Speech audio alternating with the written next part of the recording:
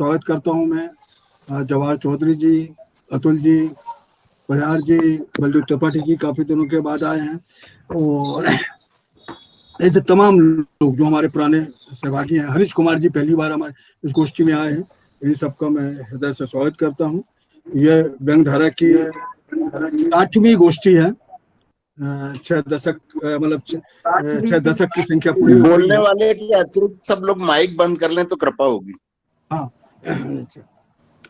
तो अब हमारी जैसे कि इस जनवरी से हमने एक नया स्तंभ समूह में विमर्श के लिए चलाया था, इस माह के प्रकाशित व्यंग। उस में हमने जनवरी से आरंभ किया था। जनवरी, फरवरी, मार्च, अप्रैल, मई, और ये जून का 6 महीने हो रहे हैं। 6वीं गोष्ठी है इस माह के प्रकाशित व्यंग में। और हम लोग उसमें कोशिश ये करते हैं कि जो हमारे समूह के जो बाहर हमारे अतिथि हैं उनको आमंत्रित करते हैं, समूह के जो हमारे मित्र हैं उनको अतिथि करते हैं, और कोशिश हम ये करते हैं कि हमें अधिक से अधिक रचना, प्रकाशित रचना मिल सके। जो हमारे सोर्स हैं, अखबार है, मित्र हैं और पत्रिकाएं हैं, व्हाट्सएप ग्रुप है, इन सब से हम लोग लेके लगभग 30-35 हर बार रचना हो जाती हैं। और इन रचनाओं में से हम 8 रचनाओं को चयन करते हैं, और 8 रचनाओं का चयन करने के बाद हम 4 वक्ताओं में 2-2 रचना दे देते हैं। और उन रचनाओं में से हमारी कोशिश रहती है, पहले आरंभ में हमने रचनाओं में लेखकों के साथ रचना भेजी थी। तो कुछ ऐसा हमको महसूस हुआ कि लेखक का नाम सुनते ही जो वक्ता है थोड़ा सा कहीं ना कहीं अवचेतन मन में प्रभावित सा दिखता है। और उस प्रभावित से हमने सोचा कि इस प्रभाव को भी कम किया जाए, और हमने फिर तकनीकी माध्यम से उस रचनाओं के लेखक का नाम विलोपित करना चालू कर दिया, और विलोपन के साथ उन रचनाओं को देखी गई, भेजी गई।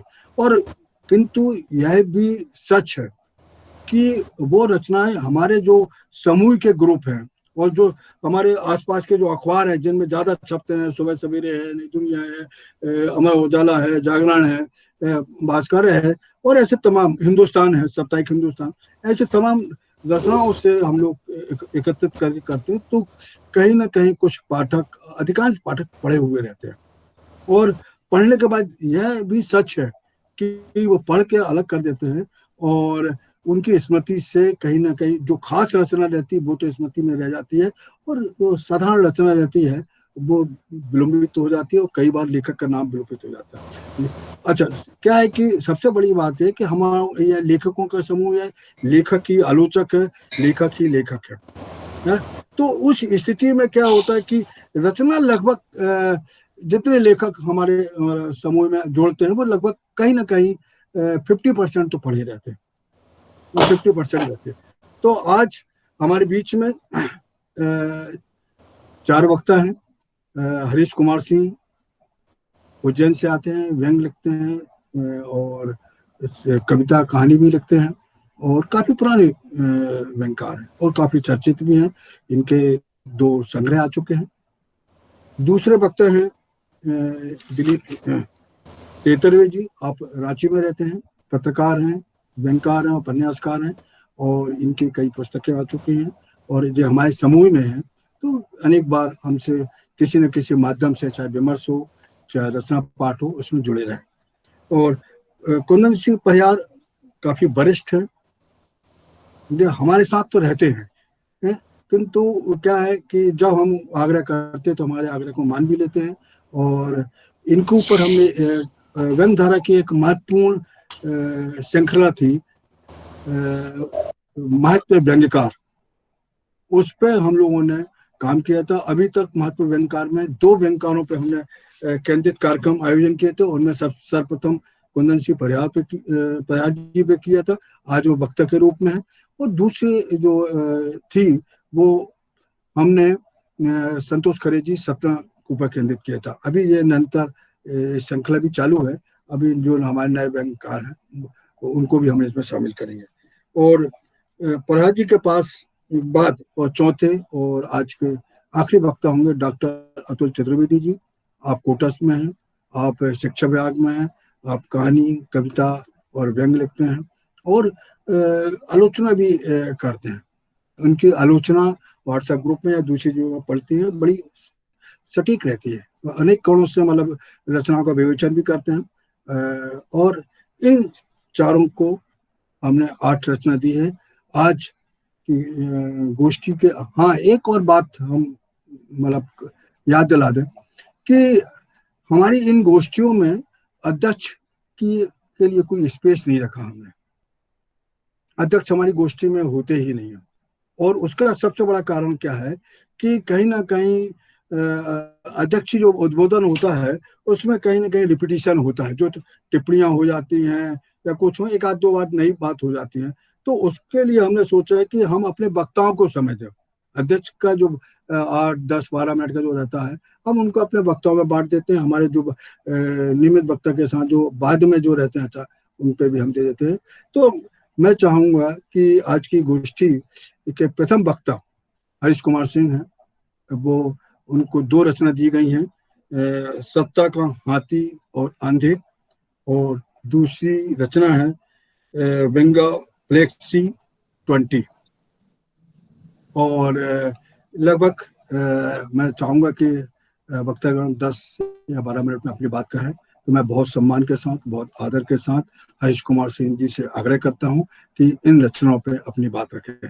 हरीश कुमार सिंह जी। धन्यवाद सिनी जी। आज मुझे बड़ा अच्छा लग रहा है कि सचमुच की राष्ट्रीय व्यंग संगोष्ठी में आज मैं सम्मिलित हो रहा हूँ। यहाँ पर लखनऊ से लेकर के बेंगलोर तक देश के ख्यात व्यंगकार जुड़े हुए हैं। मैं अपनी बात शुरू करता हूँ।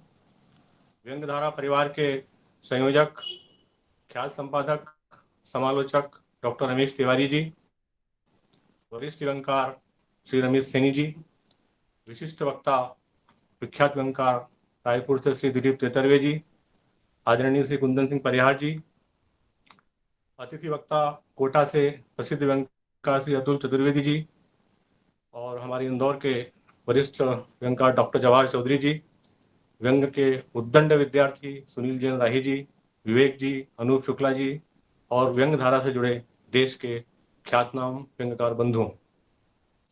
व्यंग विमर्श में मेरे सामने 2 व्यंग हैं, सत्ता का हाथी और 6 आधुनिक अंधे, और दूसरा व्यंग है व्यंग्यापलेक्स 20। व्यंग सत्ता का हाथी और 6 आधुनिक अंधे समकालीन राजनीतिक परिस्थितियों की गहराई से चीरफाड़ करता हुआ लगता है।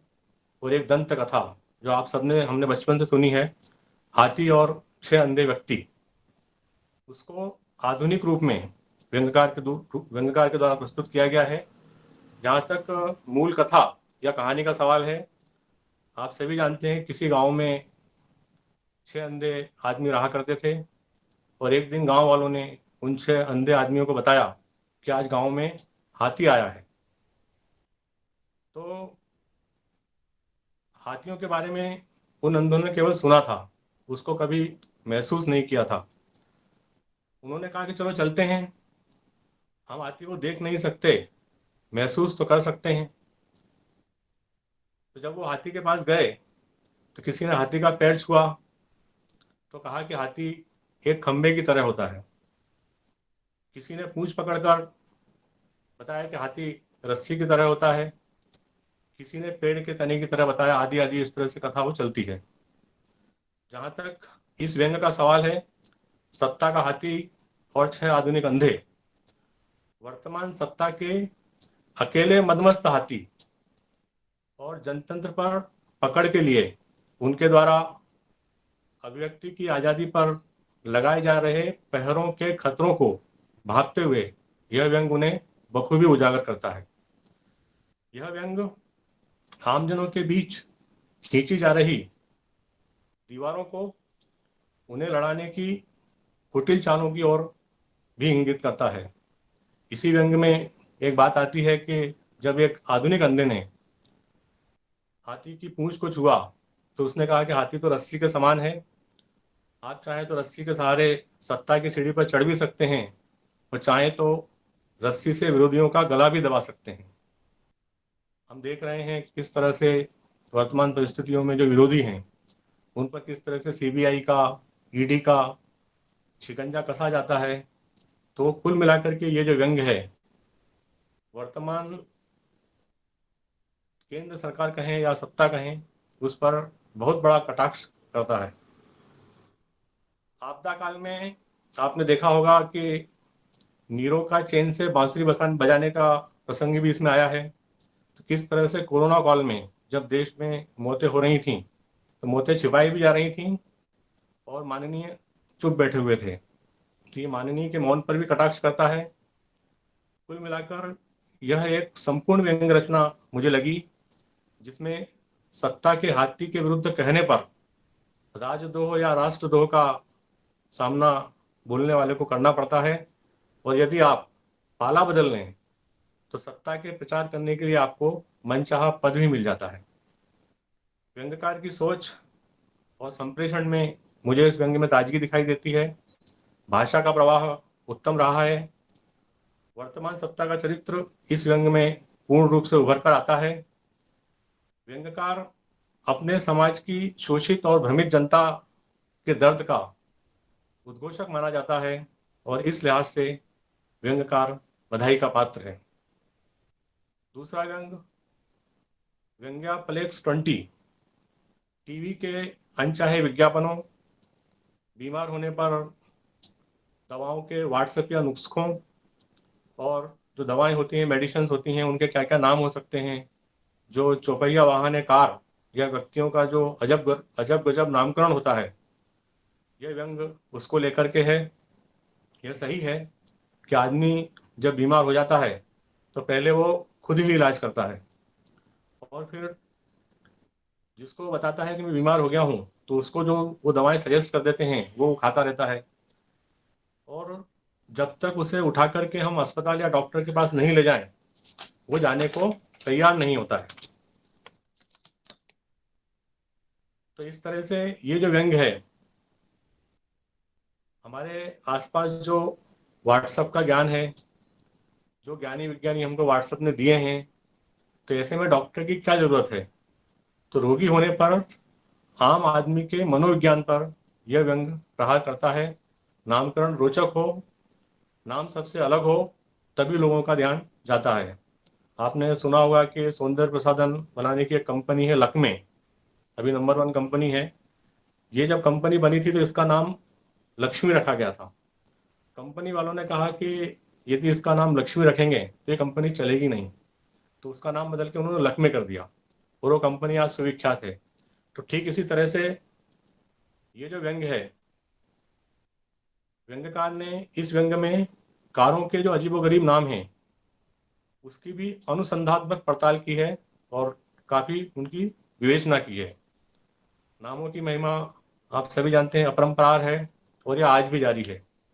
नाम दिया जाता है मेक इन इंडिया, बड़ा अच्छा नाम है, सब वाह वाह भी करते हैं और हम भारतवासी नाम पर ही मर जाते हैं। और दूसरी ओर जो चीनी मोबाइल कंपनियां हैं इस लॉकडाउन के समय में भी 5% ज़्यादा व्यवसाय 1 वर्ष में कर जाती हैं। यह व्यंग्य पाठक से सीधे सीधे जुड़ता है। व्यंग्य की भाषा सामान्य है, सरल है। मैं दोनों व्यंग्यकारों को बधाई देता हूँ अच्छी रचना प्रस्तुत करने के लिए। धन्यवाद। धन्यवाद हरीश कुमार सिंह जी। और मैं आपने दोनों व्यंग्यों पर एक अलग कोण से, पहला व्यंग्य जो राजनीति का परिदृश्य को हम महसूस कर रहे हैं उस पर बात करी, और जो आज का परिदृश्य दवाओं का व्यंग्याप्लेक्स में उस पर बातचीत की, और लगभग दोनों व्यंग्य पाठक से जोड़ते हैं ऐसा हरीश कुमार जी महसूस करते हैं, हम सब लोग भी महसूस करते हैं। और पहली व्यंग्य रचना का शीर्षक सत्ता के हाथी और अंधे, इसके लेखक थे ए जयजीत, शायद वो देवास या उज्जैन कहीं के पास के हैं। और दूसरा व्यंग्याप्लेक्स 20, इसके लेखक हैं विवेक रंजन श्रीवास्तव जी। आज हमसे जुड़े हैं, वैसे हर गोष्ठी में रहते हैं और आज उनकी रचना पे बात है, वो आज जुड़े हुए हैं। और अब मैं हमारे दूसरे गोष्ठी के दूसरे वक्ता दिलीप तितरवे जी हैं, आप रांची से हैं। आपको 2 रचना दी गई थी। पहली रचना का शीर्षक है शोक सभा और शोकाकुल जी, और दूसरी रचना आभासी दुनिया की गौरव गाथा। मैं बहुत आदर और सम्मान के साथ तेतरवी जी को आमंत्रित करता हूँ। तेतरवी जी इन दो रचनाओं पे अपनी बात रखें। तेतरवी जी। सबको नमस्कार। व्यंग्य जो मेरे पास दो आए हैं, उनको मैंने कई बार पढ़ा। व्यंग्य में मनोरंजन का तत्व अगर नहीं हो तो व्यंग्य नहीं हो सकता, लेकिन व्यंग्य का मनोरंजन तत्व बिल्कुल भिन्न होता है। दुख की कविता भी मनोरंजन प्रदान करती है, उसका मनोरंजन भिन्न होता है। लेकिन जो मैं पहली रचना ले रहा हूं, उसमें मैंने पाया कि मनोरंजन देने के प्रयास में व्यंग्य का जो लक्ष्य होना चाहिए वह स्पष्ट नहीं हो पाया, या वह लक्ष्य उचित नहीं है। पहला लेख है शोक सभा में शोकाकुल जी।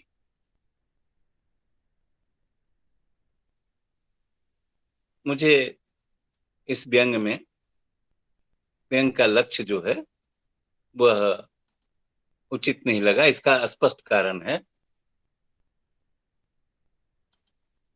मुझे यह ज्ञात नहीं हो पाया कि किसी की मौत पर शोकाकुल जी का शोक प्रकट करना कैसे अनुचित या मनुष्यता के विरुद्ध हो गया।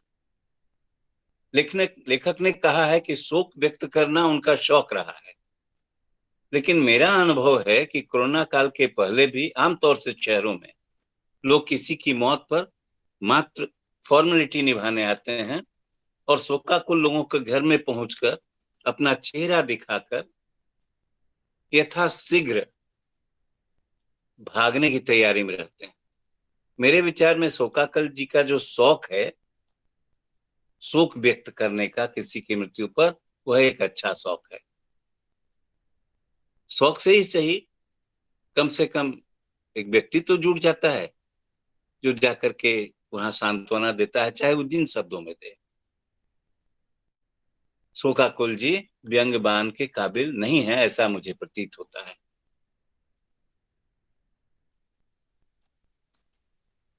वैसे इस आलेख की एक पंक्ति व्यंग्य का सुंदर उदाहरण है। शहर का कोई छटा हुआ गुंडा बदमाश भी निकल ले तो उनके पास ऐसे ऐसे वाक्य तैयार थे कि लोग उसे गुंडे का रॉबिन हुड और धर्मात्मा समझ लेते। यानी कि शोकाकुल जब शोक व्यक्त करते हुए गुंडे मवालियों को रॉबिन हुड बना देते हैं, तब उनके अंदर एक स्वार्थी नेता का गुण प्रकट हो जाता है। नेताओं के अपने गुंडे शरीफ होते हैं और उनके हिसाब से उनके विरोधियों के गुंडे रावण के अवतार होते हैं। लेकिन कभी कभी नेतागण अपने ही गुंडे का विकास देखकर छिपे सत्य और रहस्य के लीकेज के डर से उनको अपने प्रभाव के द्वारा एनकाउंटर करवा देते हैं।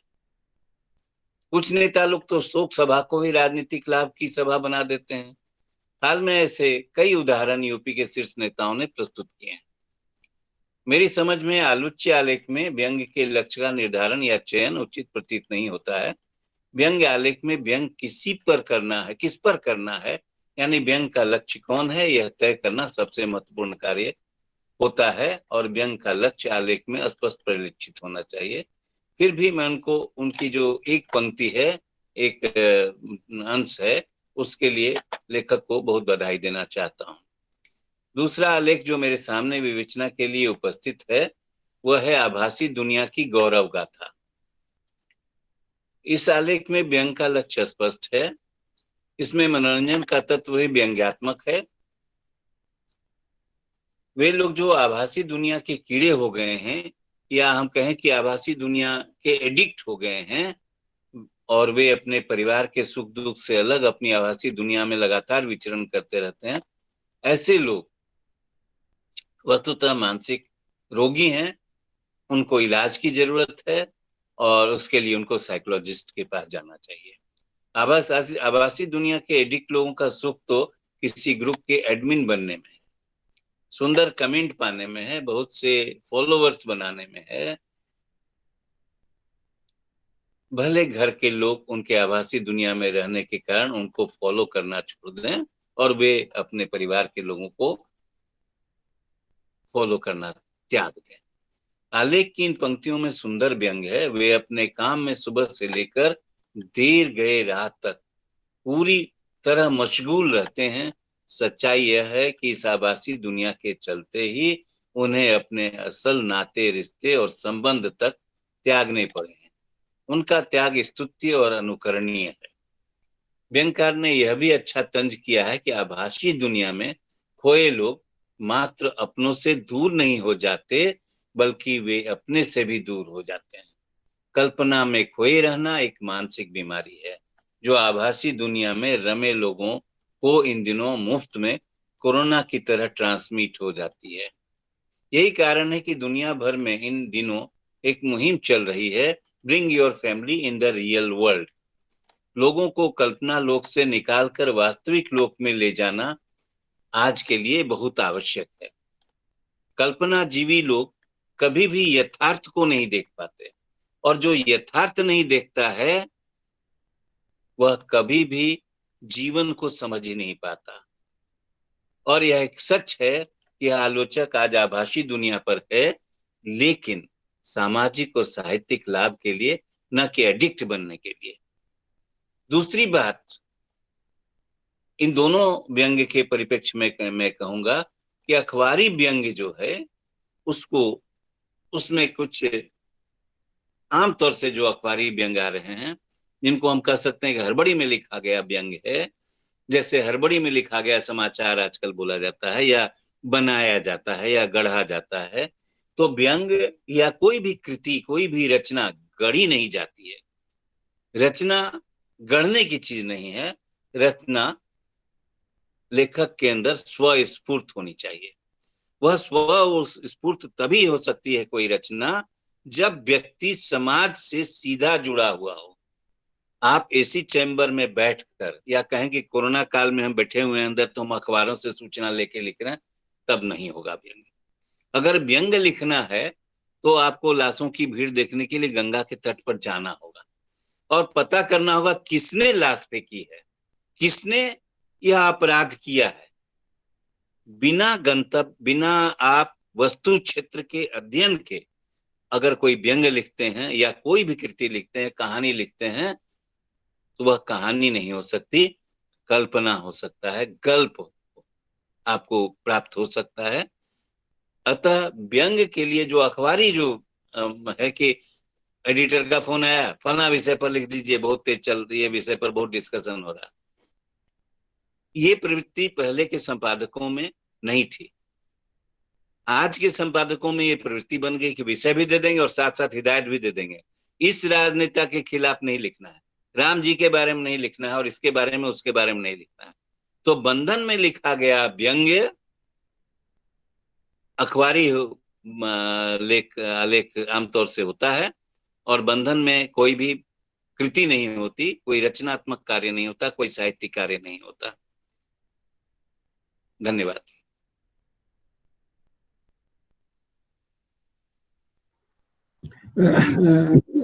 धन्यवाद तेतरवे जी, आपने दोनों रचनाओं पर और व्यंग्य की जो मुख्य धारा कैसी होना चाहिए उस पर भी बात की कि व्यंग्य में मनोरंजन तत्व हो सकता है, मनोरंजन तत्व के बिना व्यंग्य नहीं हो सकता, किंतु मनोरंजन व्यंग्य का मनोरंजन भिन्न होता है।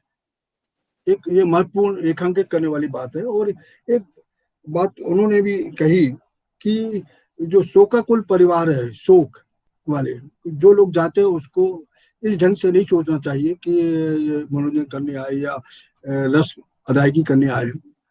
एक परसाई जी की एक रचना है, शीर्षक मैं भूल रहा हूँ, और वो इसी टाइप के थे कि उनको अंतिम यात्रा में जाने का बड़ा शौक था, और उनका एक गमछा, जो तौलिया भी कह सकते हैं, वो एक खूटे में टंगा रहता था, और जब कोई सूचना मिली उस गमछे को कंधे शव में डाले। यात्रा का तौलिया, शव यात्रा का तौलिया। हाँ, सही सही है। तो वो, और जब वो 100 के बाद 101 हो जाते तो वो बंद कर देते। तो उनका मतलब ये था कि 101 शव यात्रा में अगर हम चले जाएंगे तो को भी हमको में बड़ा पुण्य मिलेगा और स्वर्ग में मिलेगा, जगह मिलेगी, इस टाइप की बात थी। तो दोनों रचना, जो शोकाकुल वाली रचना थी, वहां भी कहीं ना कहीं संदेश की बात आती है और अच्छा विवेचन किया था। और दूसरी रचना पे आभासी दुनिया में ये एक महत्वपूर्ण बात कही कि कल्पना जीवी यथार्थ नहीं देख सकता है तो वो व्यंग नहीं कर सकता है। यथार्थ होना जरूरी है, और बात कहीं ना कहीं सही भी है। कल्पना का छौक हो सकता है, किंतु जब तक हम सामाजिक सरोकारों से, जनता से, समाज की विसंगतियों से नहीं जोड़ेंगे तो व्यंग को लिखना बड़ा कठिन होता है। इन दोनों बात को रेखांकित करते हुए अब हमारे बहुत वरिष्ठ व्यंगकार, कहानीकार कुंदन सिंह परिहार, आप जबलपुर से हैं, और अब लेखकों के नाम तो बता दीजिए। हेलो। अरे हाँ हाँ, अब सही याद दिलाया आपको।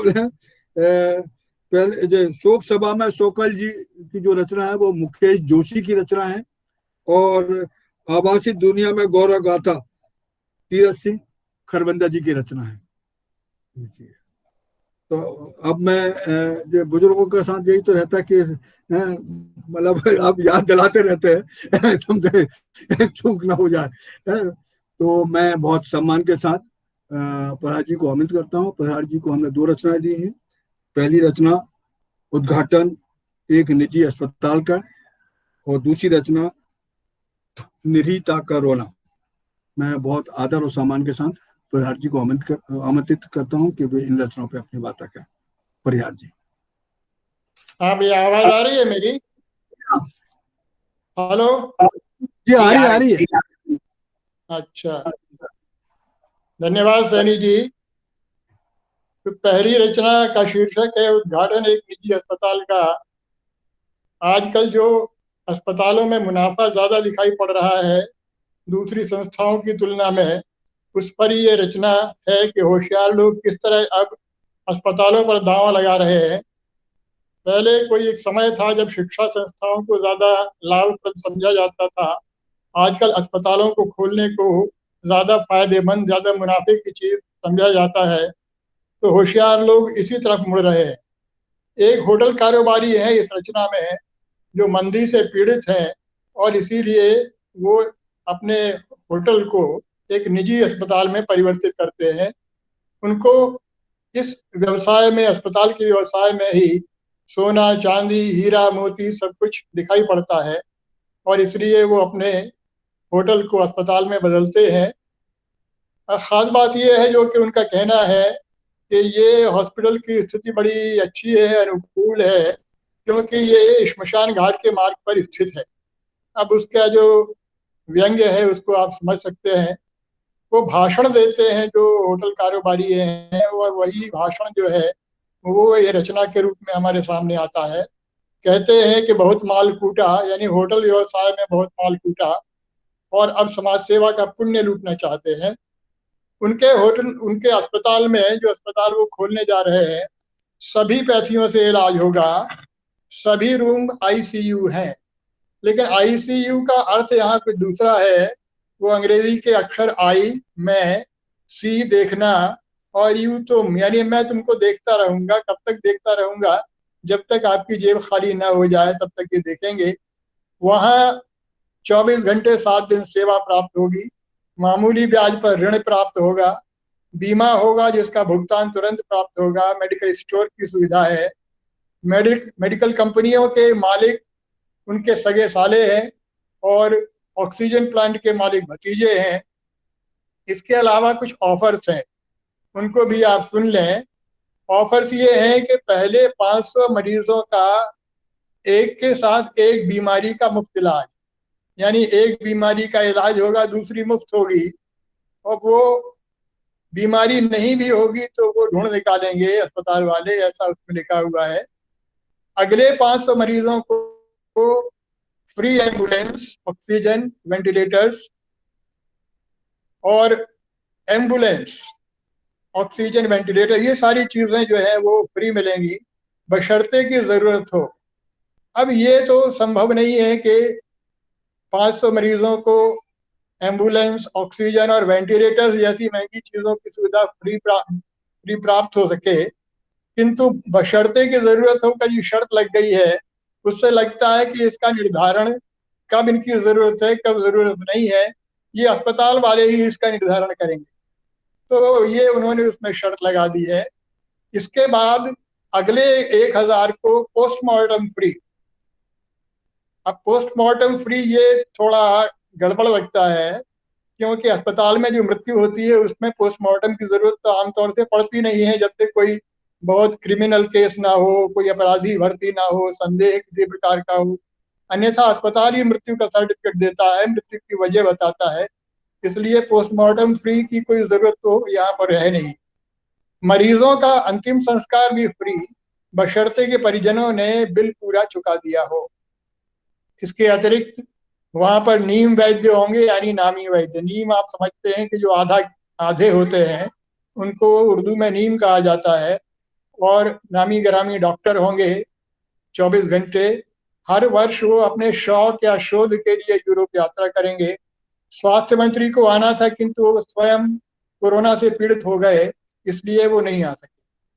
अब ये देखें तो आज की स्थितियों पर ये व्यंग्य है, जो आज की स्थितियां हमें दिखाई पड़ती हैं कई जगह इसमें। जैसा कि आपने देखा, अस्पताल के श्मशान के मार्ग पर स्थित होने, या वेंटिलेटर्स वगैरह फ्री होने, या पोस्टमार्टम, तो कई जगह जो है वो एक इस गंभीर विषय, ये बहुत गंभीर विषय है, जैसा कि आपने देखा, जिसने अनेक परिवारों को नष्ट कर दिया।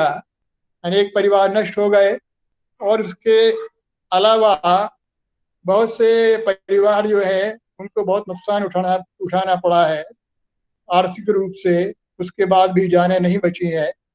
तो इसलिए ये जो इस प्रकार का ह्यूमर है, जिसको हम अंग्रेजी में डार्क ह्यूमर या ब्लैक ह्यूमर कहते हैं, जो ऐसी स्थितियों में पैदा किया जाता है जो घृणा की स्थितियां हो, घृणित चीजों पर हो, या मृत्यु के अवसर हो, इस तरह की जो हम जो चीजों को अवॉइड करना चाहते हैं, वहाँ ह्यूमर हम नहीं लाना चाहते हैं।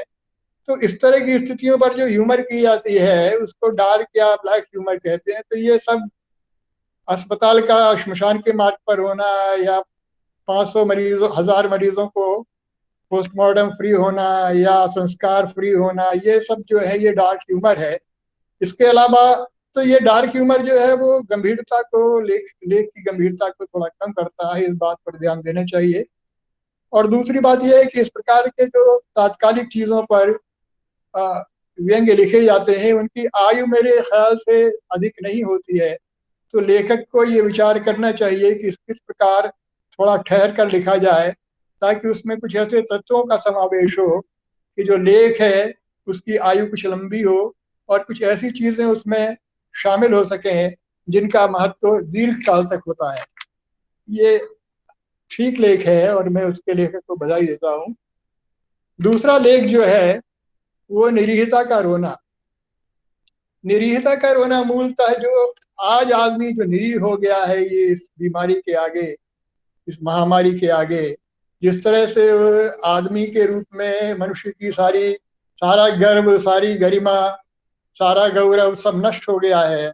उसका आत्मविश्वास खत्म हो गया, आत्मसम्मान खत्म हो गया, स्वाभिमान खत्म हो गया। और जिस तरह से हमने टीवी में भी देखा कि वो बहुत लाचार और बेबस होकर सब तरफ घूम रहा है, उस पर ये लेख है। तो ये चीजों को नए कोण से देखा गया है, एक नई बात उठाई गई है, इसलिए मुझे ये लेख ज्यादा अच्छा, ज्यादा संतोषजनक लगा। तमाम इसमें विवरण है कि किस तरह आदमी आज सामान्य आदमी जो है वो कभी अस्पताल के गार्ड के सामने, कभी डॉक्टरों के पैरों पर गिरता है, कभी बड़े आदमियों से बेड की सिफारिश कराता है, कभी दवा की दुकानों पर चिल्लर की तरह बिखरता है, कभी एम्बुलेंस ड्राइवर के सामने गिड़गिड़ाता है, और इस तरह से रिश्तेदारों के दिलासे सुनता है। ये कुल मिलाकर जो है वो आदमी की आज की जो मजबूरियां हैं, और उसकी जो हताशा, निराशा, बेबसी है, उसका जो मनुष्य के रूप में जितना भी उसकी गरिमा वो महसूस करता था, वो सारी इस बीमारी ने नष्ट कर दी। आदमी जिसको कहना चाहिए कि घुटनों पर आ गया है। इन्होंने लिखा है कि आम आदमी तो पहले भी मजबूर रहे होंगे, लेकिन इतने हताश कभी नहीं रहे। जिंदगी का फ्लैशबैक, टूटने फूटने, व्यथित होने, हारने हड़कने के सारे किस्से, लेकिन इन सब के बीच खड़े होने की वजह भी मिलती रही। मतलब आदमी कितना भी संघर्ष उसने किया हो, किंतु वो खड़ा होता रहा, मजबूती अपने भीतर इकट्ठा करता रहा, लेकिन हालात को चुनौतियां देने की ठस फिर भी रही। मन ने कभी इतना कमजोर और धिक्कारने वाला महसूस नहीं किया। तो ये जो आदमी का आत्मविश्वास और उसकी जो आत्मसम्मान है, उसका स्वाभिमान है, जो सारा नष्ट किया है इस बीमारी ने, उसकी तरफ ये एक नए आयाम खोलता है। और इसीलिए मुझे ये लेख बहुत अच्छा लगा है। हम तुलसीदास की चौपाई पढ़ते हैं कि बड़े बड़े भाग मानुष तन पावा, सुर दुर्लभ फल ग्रंथन गावा। कहा गया है कि मनुष्य का जो जन्म है वो बड़े भाग्य से मिलता है, किंतु अब जो स्थिति है उसको देखकर इस बात में तो संदेह होने लगता है। बल्कि मुझे थॉमस हार्डी की एक पंक्ति याद आती है, उनके एक उपन्यास की। वो कहते हैं कि जैसे शरारती लड़कों के हाथों में मक्खियां होती हैं, तो देवताओं के हाथ में ऐसे ही मनुष्य हो जाता है कई बार, और वो अपने स्पोर्ट के लिए हमको मार डालते हैं, कभी भी अपने खेल के लिए, अपने मनोरंजन के लिए हमको मार डालते हैं। तो वही चीज इस लेख में सामने आती है कि आदमी की आज कोई भी जितना हजारों वर्षों से उसने ये एक अपने ऊपर अभिमान उत्पन्न किया था कि हम संसार में सर्वश्रेष्ठ प्राणी है, सारी जो कायनात है, सारा जो विश्व है, सारी जो सृष्टि है वो मनुष्य के लिए है। तो ये इस बीमारी ने बहुत कुछ उसका जो ये विचार था या जो उसका स्वाभिमान था वो बहुत कुछ नष्ट कर दिया। लेखक ने लिखा है, अब अस्पताल जाकर कलेजा इस तरह छलनी हुआ है कि निरीह निरीह होकर बिखर जाता है। आदमी खिलौना है, कोई काम नहीं आ रहा है, सब कैंचुलियां उतर रही है, हे ईश्वर हमारा कसूर क्या। तो इस बीमारी ने सारे रिश्ते छिन्न भिन्न कर दिए। रिश्ते एक दूसरे के पास आने से, एक दूसरे की मदद करने से आदमी आज घबरा रहा है। कोई किसी के बगल में खड़े नहीं होना पड़ता है। लेखक ने लिखा है कि अब जो अदनापन है वो बौनेपन की ओर बढ़ रहा है, अब निरीहता से निकृष्टता की ओर बढ़ चुके।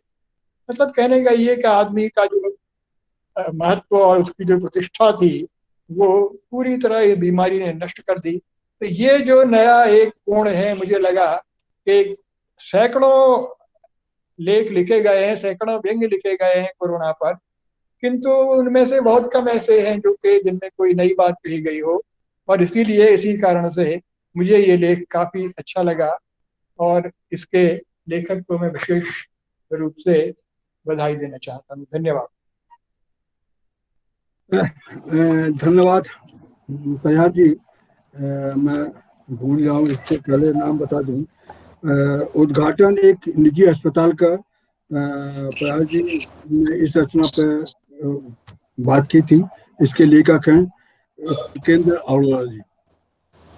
और दूसरी रचना निरीहता का रोना, इसके लेखक अनुज खरे हैं और आज वो हमारी गोष्ठी में हैं, शामिल हैं और पहली बार आए हैं। उनका स्वागत है। आज हरि जोशी जी भी आए हुए हैं, उनका भी स्वागत है। और नितेंद्र विजय वर्गीय जी भी आए हुए हैं, उनका भी स्वागत है। आज के इस रचना पर बात करते हुए, खासकर दूसरी रचना पर प्रयाग जी ने बहुत कोणों से बातचीत की कि आदमी बौना होता जा रहा है, मजबूर बेबस हो गया है।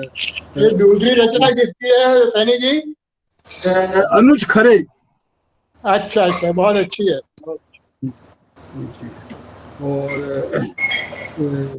मतलब उन्होंने यह बात सही है कि हजारों रचना लिखी गई इस कोरोना काल में, लगभग 1.5 साल में। कुछ ही रचना अच्छी हैं, उनमें से एक इस रचना को भी प्रयाग जी बहुत अच्छी रचना मान रहे हैं। और जो एक बात और भी कही है कि मनुष्यता की गरिमा गिरती जा रही है, मजबूरी में गिरती जा रही है, बेबस हो गया है। मतलब जिस ढंग का हम परिदृश्य देख रहे हैं उसमें मनुष्यता अपने आप नीचे गिरती जा रही है, इसको महसूस किया लेखक ने। और एक बात दूसरी, हुमर जो था, उद्घाटन एक निजी अस्पताल का, पीकेंद्र अरोड़ा जी की रचना थी, उसमें एक संकेत किया प्रयाग जी ने कि डार्क हुमर। अगर आप किसी रचना को व्यंग्य कस रहे हैं और उसमें अगर डार्क ह्यूमर वाली बात आ जाती है, मनोरंजन की बात आ जाती है, तो वो रचना की गंभीरता को कम कर देती है। यहाँ पे भी पढ़ा जी ने प्रयास किया है। और इसी के साथ आज हमारी गोष्ठी के चौथे वक्ता कोटा से हैं डॉक्टर अतुल चतुर्वेदी जी। उनको 2 रचना दी गई थी, मौत के रोजगार का चलने दो कारोबार, और दूसरी रचना सांसों को जरूरत है ऐसे। मैं चतुर्वेदी जी से बहुत सम्मान आदर से आमंत्रित करता हूं कि इन 2 रचनाओं पे अपनी बात रखें। नमस्कार सभी साथियों को, व्यंग्य धारा से जुड़े हुए मेरे सभी साथी और जो भी व्यंग्यकार साथी इस कार्यक्रम में सहभागिता कर रहे हैं या सुन रहे हैं, उन सबको सबसे पहले मैं प्रणाम करता हूं। मेरे पास 2 रचनाएं आई थी, रमेश सैनी जी ने दी। एक तो है मौत के रोजगार का चलने दो कारोबार। इस व्यंग में मैंने इसको 2-3 बार जब बहुत गहराई से पढ़ा तो मेरे को लगा कि आज जो हमारी चिकित्सा व्यवस्था है वो जितना एक पवित्र पेशा था, सेवा की भावना से जो लोग उसमें कभी आया करते थे, उसको बाजारवाद के ग्रहण ने, उसको धन लोलुपता के अजगर ने और भ्रष्टाचार ने किस तरीके से प्रभावित किया है। और हमारे चिकित्सक, जो हमारे डॉक्टर्स हैं, नर्स हैं, हमारे हॉस्पिटल मैनेजमेंट से जुड़े हुए दूसरे जो लोग हैं, वो लगातार अमानवीय कृत्य करते हुए रोगियों के साथ, उनकी जान के साथ कैसा खिलवाड़ कर रहे हैं, उस पूरी व्यवस्था को बड़ी निर्ममता से, और मैं सोचता हूं कि बड़े सधे हुए शब्दों में इसमें लेखक ने प्रहार किया है। दूसरी बात जो मेरे को इस व्यंग में लगी कि एक एक बिंदु पर लेखक की दृष्टि गई है, चाहे वो चिकित्सा जगत की खामियां हो या मरीजों के साथ होने वाले जो अत्याचार हैं उनकी बात हो, या मरीजों को आर्थिक रूप से खस्ता हाल करने की बात हो, या उनको अपनी लाचारगी पर छोड़कर अस्पताल का उद्देश्य ऐसा लगता है कि सिर्फ पैसा कमाना रह गया है। एक जगह जब चर्चा होती है तो लेखक लिखता है कि बोर्ड ऑफ डायरेक्टर की वार्षिक बैठक में पूछा गया कि हमारे अस्पताल का परफॉर्मेंस रेट 96% रहा, यानी कि मतलब हर 100 मरीज में से सिर्फ 4 बच पाए। तो एक निदेशक ने चिंता व्यक्त की, ये 4% की चूक कैसे हुई? जवाब मिला, ये हमारे कुछ डॉक्टरों और नर्सों की लापरवाही से हुआ, वे हमारे अस्पताल के मिशन को भूल गए। तो एक अन्य निदेशक ने तत्परता से प्रश्न किया, तो इसके लिए हमारी ओर से क्या एक्शन लिया गया है?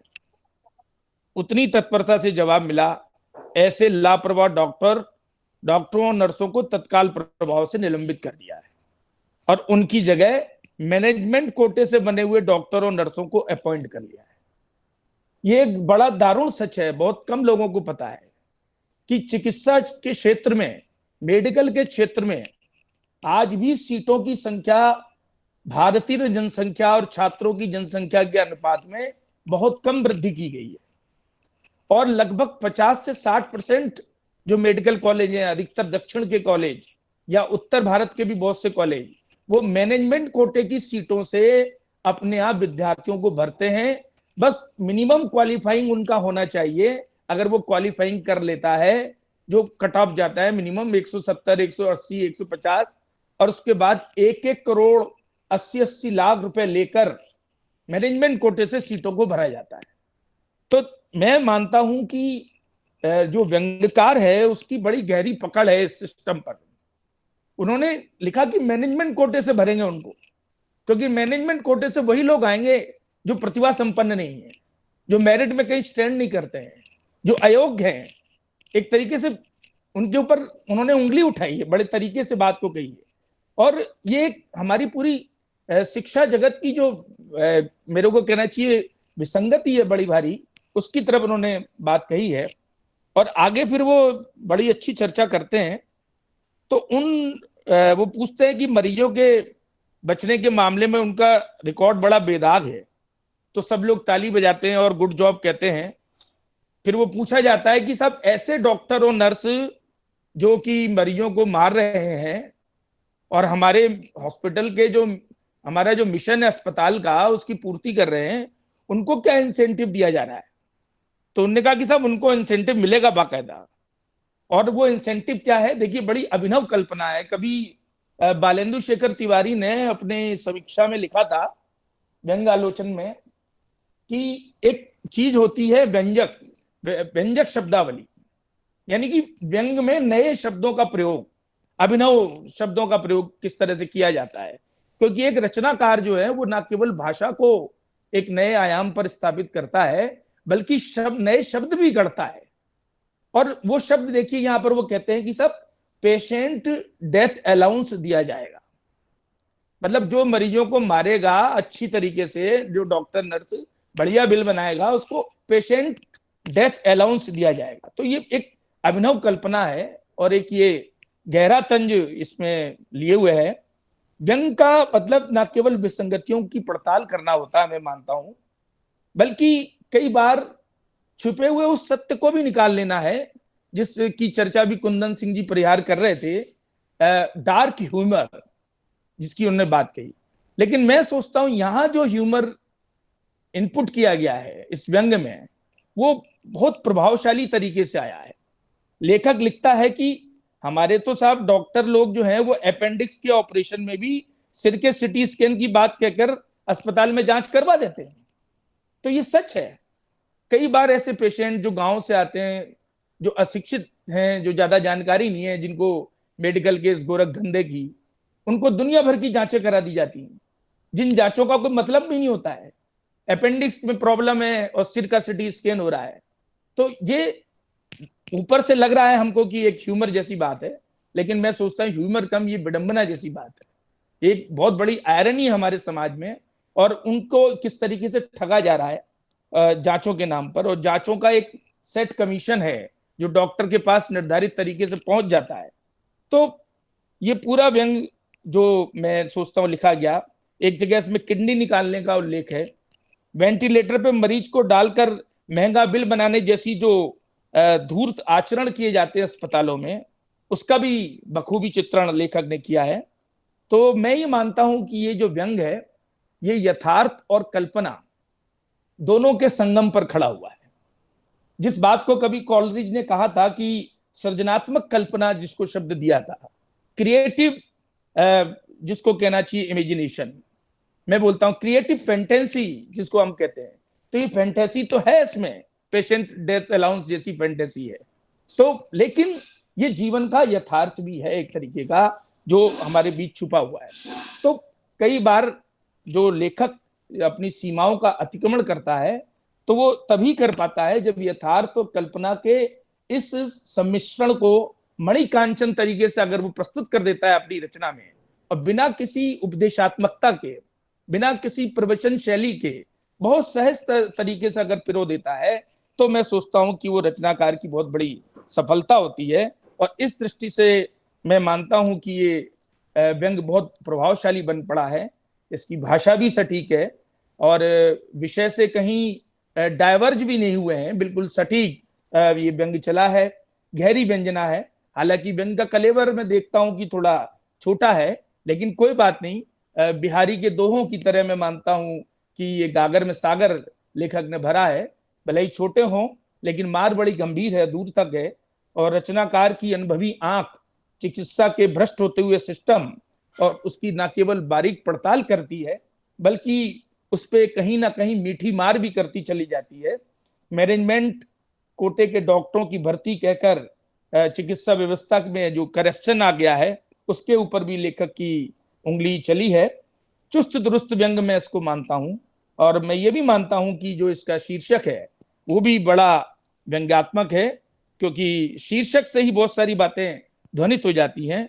मौत के रोजगार का चलने दो कारोबार, तो बड़ा सटीक शीर्षक है, और मैं इस बात के लिए व्यंग धारा की टीम को भी बधाई दूंगा कि उन्होंने इस व्यंग का चयन किया, और मैं मानता हूं कि ये एक पूरा परिपक्व व्यंग है, और ऐसे व्यंगों का स्वागत भी होना चाहिए।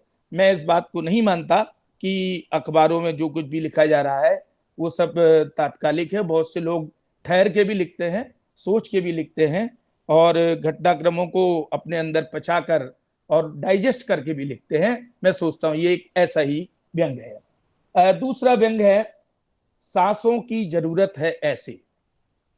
ये किसी फिल्मी गीत के गाने के ऊपर थोड़ा सा मिलता जुलता सा इसकी तर्ज है, लेकिन कोई बात नहीं। जो शीर्षक है उसका निर्वहन पूरी तरीके से व्यंग में हुआ है कि नहीं, ये देखने वाली बात है।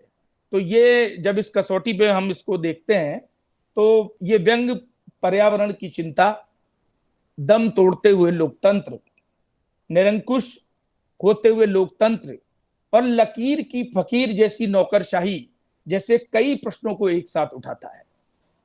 अलबत्ता तो बात यह है कि पर्यावरण जैसे मुद्दे पर बहुत कम व्यंग या कविताएं लिखी जाती हैं, और लिखी भी जाती हैं तो एक रस्म अदायगी जैसी होती है। आमतौर पे किसी अभियान के तहत किसी सरकारी कोटे की पुस्तिका के लिए कोई पर्यावरण की 10 कविताएं इकट्ठी कर ली गई इधर से मांग के और वो छपा दी गई। तो ये वैसा नहीं है। मैं सोचता हूँ इसे प्रयास पूर्वक नहीं लिखा है, इसे गहरी वेदना और करुणा से पीड़ित होकर लेखक ने लिखा है। और पेड़ों के मानवीकरण के माध्यम से व्यंग्यकार ने एक बहुत सटीक रूपक हमारे सामने रखा है। कुछ पेड़ हैं और वो काटे जा रहे हैं और वो जाकर बड़े साहब से गुजारिश करते हैं, लेकिन नौकरशाह जो है उनके ज्ञापन को बिल्कुल लेने को तैयार नहीं किसी भी हालत में। और वो जब ज्ञापन देते हैं तो वो कहते मना कर देते हैं ज्ञापन लेने से, और कहते हैं कि भाई क्यों ले ज्ञापन, क्या तुम किसी संगठन है, तुम्हारा कोई यूनियन है क्या तुम्हारी? सही है, जो आदमी कोई संगठन में नहीं है, जो यूनियन में नहीं है, जो अकेला है, जो हाशिए पे खड़ा हुआ है, उसका ज्ञापन कौन लेता है? इस लोकतंत्र में बहुमत के दबाव के आगे कोई एकल व्यक्ति की सुनवाई कहां संभव है? संभव ही नहीं है। तो लोकतंत्र में यदि आप संगठित नहीं है, आपके पास कोई वोट बैंक नहीं है, कोई जाति नहीं है, कोई समूह नहीं है, कोई किसी प्रकार का वर्ग नहीं है, तो आपकी बात सुनने को कोई तैयार नहीं है। इस बात की तरफ लेखक ने इशारा किया है। और फिर आप अपना कितना भी निवेदन लेके जाएं, वो सिर्फ अरण्य रोदन ही साबित होगा, ऐसा लेखक एक तरीके से कहना चाहता है। दूसरी बात जो इसमें लेखक ने उठाई है कि आज अंधाधुंध विकास के नाम पर किस तरीके से पेड़ों को काटा जा रहा है, किस तरीके से हम 4 लेन से 6 लेन, 6 लेन से 8 लेन इस तरीके से बनते चले आ रहे हैं। उस लेन में जो पेड़ों की लगी हुई लेन है वो तो बिल्कुल धराशायी हो चुकी है, और साथ ही कंक्रीट के बड़े बड़े जंगल विस्तार पा रहे हैं और इन वृक्षों की बलि चढ़ाई जा रही है। इसको वो बार बार कैसे, ऐसा लगता है कि वृक्षों के नाम पर समाज में एक तरफ तो लेखक ये दिखा रहा है कि देखिए निरुपाय जो पेड़ है वो कैसे काटे जा रहे हैं, लेकिन मेरे को लग रहा है कि इसमें एक ध्वनि पीछे से छुपी हुई है। किस तरीके से जो लोग समाज में हाशिए पर हैं, जो गरीब हैं, दलित हैं, पीड़ित हैं, उनको किस तरीके से पुनर्वास के नाम पर उजाड़ा जा रहा है, और फिर उनको झूठे दिलासे कर दिए जाते हैं, उनके साथ वादे कर दिए जाते हैं, लेकिन बाद में उनकी कोई भी सुनवाई नहीं होती, ना मुआवजा मिलता है उनको, ना उनके साथ कोई सरकार उनकी बाद में भविष्य में उनको रोजगार देती है, उनके काम धंधे उखाड़ देती है। तो इस बात को भी कहीं ना कहीं लेखक इशारा करता है। और एक जगह जब वो पेड़ कहते हैं कि शांति व्यवस्था की बात, तो जो बड़े साहब हैं वो शांति व्यवस्था के नाम पर उनको धमकाते भी हैं, क्योंकि शांति व्यवस्था और कानून हमारे इंडियन पीनल कोड आईपीसी के अंग्रेजों के जमाने के बने हुए कानून के दो ऐसे हथियार हैं जिसमें आप किसी भी व्यक्ति को 107 151 में उठा के अंदर ठूस सकते हैं कि जरा सा शोर कर रहा है और सरकार के खिलाफ उसको बंद कर दें आप, क्योंकि शांति कानून व्यवस्था को भंग कर रहा है वो। तो पेड़ों का जो ज्ञापन है वो भी वही हुआ, अंत जैसा होना था, फाइलों के नीचे दबा दिया गया और एक मार्मिक तरीके से उसका अंत होता है। और एक बड़ी अच्छी पंक्ति लेखक वहां लिखता है कि सबको सांसों देने वालों की सांस भी अब उखड़ रही थी। जो सबको सांस देते हैं उनकी भी सांसें अब लगता है उखड़ रही हैं। और साहब का आदेश होता है कि ऑक्सीजन प्लांट लगेगा यहाँ पर। अदूरदर्शी विकास, विवेकहीन नीतियां और संवेदनाहीन प्रशासन, इन तीनों चीजों की जुगलबंदी आप यहाँ पर देख सकते हैं। किस तरीके से ऊपर से आदेश पारित हो रहा है कि ऑक्सीजन प्लांट लगाना है। अब ऑक्सीजन प्लांट लगाने के लिए भले ही पेड़ों को काट के लगा दिया जाए, एक ऑक्सीजन प्लांट के नाम पर दूसरे ऑक्सीजन के जो प्राकृतिक स्रोत हैं उनको किस तरीके से नष्ट भ्रष्ट किया जा रहा है। और जो नीचे नौकरशाह हैं, ऊपर नीति नियंता हैं, उनके अंदर कितनी संवेदनहीनता है, कोई विवेक नहीं है, कोई संवाद नहीं है। किसी नौकरशाह की ये हिम्मत नहीं है कि वो उठाकर कोई सुझाव दे सके। वो सिर्फ यस मैन बने रहना चाहते हैं ताकि सत्ता के साथ उनके समीकरण हमेशा अच्छे बने रहें। तो इस तरीके से जो हमारी उपभोक्तावादी जो नजरिया समाज का है उसके प्रति इन्होंने बहुत अच्छा प्रहार किया है, बहुत अच्छा दृष्टिकोण भी है। और एक जगह बड़ा अच्छी बात भी है कि ध्यान रखो, सिस्टम कभी भी गलत नहीं होता और सिस्टम पर उंगली उठाने वालों के ज्ञापन कभी स्वीकार नहीं किए जाते। तो जो सिस्टम पे उंगली उठाएगा उसका हाल तो वही होगा जैसे अभी पिंजड़ा तोड़का हुआ है, उसको कोई नहीं सुनेगा। फिर आप ध्यान रखिए, आप उस पर उंगली उठाएंगे तो उसकी सुनवाई नहीं होगी। तो मैं ये मानता हूं कि बहुत सारे सवालों को उठाया गया इसमें। रचनाकार की जो चिंताएं हैं उसका जगत बहुत व्यापक है और कई मुद्दों पर कलम चलाई है। संवाद भी अच्छे हैं, घटनाक्रम भी तेजी से बदलता जाता है। शीर्षक मैं सोचता हूँ लयात्मक है और भले ही फिल्मी गीत की तर्ज पे हो लेकिन एक उत्सुकता को जगाता है। और लेखक इसके लिए बहुत बहुत बधाई का पात्र है। उसकी सारी बॉलें विकेट टू विकेट हैं, वाइड बॉल और नो बॉल इसमें बहुत कम है। मैं सोचता हूँ एक प्रभावी व्यंग के रूप में इसको याद किया जाना चाहिए। दोनों ही व्यंग, हो सकता है मेरी किस्मत अच्छी थी, मेरे पास दोनों ही बहुत सटीक व्यंग आए। बहुत बहुत धन्यवाद। धन्यवाद चतुर्वेदी जी। तो सबसे पहले मैं दोनों रचनाओं को शीर्षक बता दूं। पहली रचना मौत के रोजगार का चलने दो कारोबार, रचना के रचनाकार थे जी श्रवण कुमार और मरिया जी। बढ़िया रचना है, बहुत अच्छी। और हाँ, और दूसरी रचना सांसों को जरूरत है ऐसे के रचनाकार हैं आशीष दसोता। बढ़िया लेखक है वो, बहुत अच्छे गजलकार भी हैं। दोनों लेखकों को मेरी तरफ से व्यक्तिगत बधाई भी मैं देना चाहूंगा, आशीष जी को भी और उर्मलिया जी को भी। अतुल जी, आपने दोनों रचनाओं पर बहुत बारीकी से उसकी जो बनावट है उसके जो धागे पर आपने जो कशीदाकारी करके जो विवेचन किया है, अद्भुत किया। मतलब एक एक लाइन को पकड़ा है और उसकी ध्वनि को जो स्वर है, बहुत बारीक स्वर है जो अमूमन सुनाई नहीं देते, आपने उसको सुना है। जी, मेरा मानना सर इसमें ऐसा है कि जब हम रचना की समीक्षा करने जाते हैं तो हमें रचनाकार के क्रोध के अंदर बैठकर उसकी आंख से देखना चाहिए। अगर हम उसके अंदर बैठ के रचना को देखते हैं तो निश्चित रूप से हम उसके मर्म को समझ पाते हैं। और अगर हम रचना को दूसरी तरफ एक समीक्षक की नजर से देखते हैं तो शायद वो आंतरिक वेदना और लय नहीं पकड़ में आती जिसको लेकर उस रचनाकार ने उस रचना की शुरुआत कभी की होगी। और एक सबसे महत्वपूर्ण बात जो कि हम महसूस कर रहे हैं, अमूमन लेखक लिखते समय महसूस नहीं करता है, वह है उपभोक्तावाद और बाजारवाद। वो लिख रहा है और लिखते समय वो लिख भी जाता है किंतु उसका जो प्रभाव है, उसका जो दबाव है वो कहीं ना कहीं उपभोक्तावाद का दबाव है, बाजारवाद का दबाव है जो महसूस कर रहा है वो। और वो महसूस कर रहा है कि ये सब कुछ जो हो रहा है बाजारवाद की वजह से हो रहा है। और जो चारित्रिक विचलन भी है।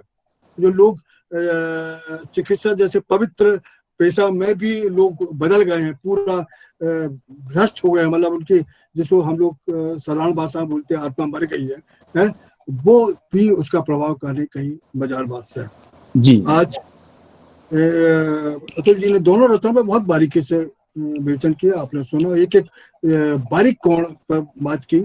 और आज के जो 4 वक्ता थे, हरीश कुमार सिंह जी, उन्होंने सत्ता का हाथी और 6 अंधे, ये जयजीत की रचना थी। बंगाल प्लेक्सी 20 विवेक रंजन जी की रचना थी। दिलीप तेतरवे जी ने शोक सभा में सोकल जी, मुकेश जोशी की रचना थी। आवासी दुनिया का गौरव गाथा तिरसी खरवंदा की रचना थी। कुंदन सिंह परियार, उद्घाटन एक निजी अस्पताल का, पुलकिंद अरोड़ा जी की रचना थी। और निरीता का रोना अनुज खरे जी की रचना थी। और चौथे वक्ता अतुल चतुर्वेदी ने जिस पर बातचीत की, मौत के रोजगार का चलने दो कारोबार, समणकार उर्मलिया जी। और सांसों को जरूरत है ऐसे आशीष जी के। अब मैं हमारे बीच में जो साथी सुन रहे हैं उनमें से मैं आग्रह करूंगा कि मधु आचार्य जी संक्षिप्त में अपनी बात कहें। मधु आचार्य जी। मधु जी अभी नहीं दिख रहे हैं सर। नहीं दिख रहे हैं, अच्छा। तो मैं ब्रजेश कानूंगे जी से आग्रह कर रहा हूं कि वो कुछ अपनी बात कहें।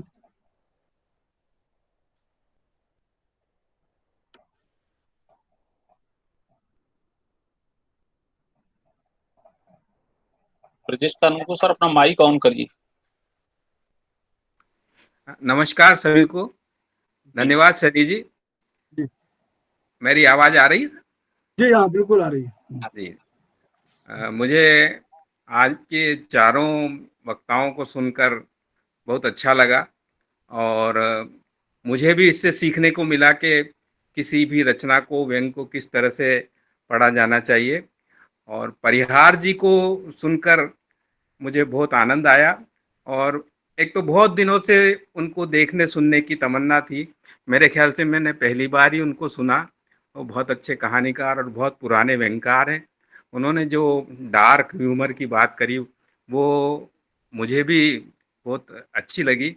और कई बार तो ये होता है, बहुत से विषय इसीलिए छूट जाते हैं कि उस पे लिखने का मन ही नहीं होता व्यंग का, लेकिन लिखा जाना भी जरूरी है। दूसरा, ये जो कोरोना काल है इसमें ये बहुत बड़ी चीज देखने को मिली कि स्वास्थ्य सेवाओं पे व्यंगकारों ने अपने दायित्व को, ईमानदार व्यंगकारों ने बहुत खूबी से निभाया है।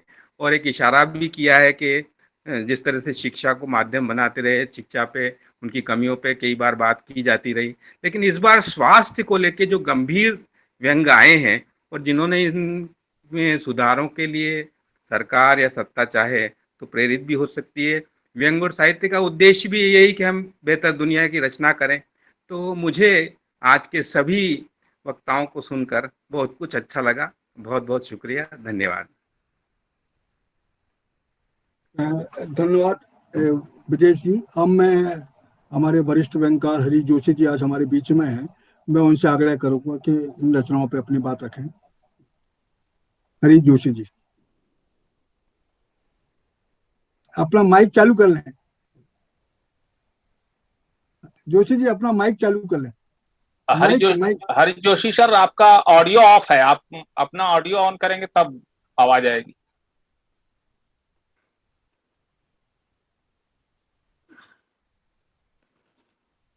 अभी नहीं हुआ।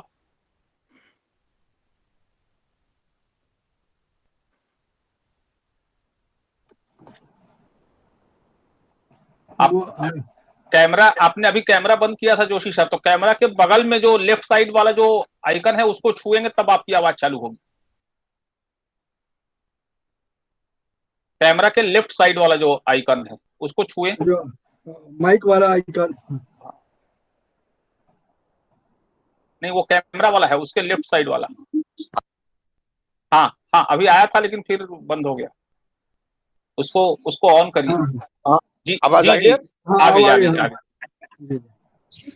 भाई अभी अस्पतालों पर तो रचनाएं काफी लिखी गई हैं, विगत दिनों मुझे जवाहर चौधरी जी की एक पुस्तक पढ़ने को मिली, कोमा एवं अन्य कहानियां, और उसमें जो प्रमुख कहानी है कोमा, वो भी अस्पतालों पर ही केंद्रित है, और जो कुछ अस्पतालों में हो रहा है उसका एक बहुत ही बढ़िया चित्रण किया गया है, जिसमें एक लड़की पर बलात्कार हो जाता है और उसमें सबकी मिली भगत होकर, लिपापोती होकर के वो जो वार्ड बॉय है उसको बचा लिया जाता है।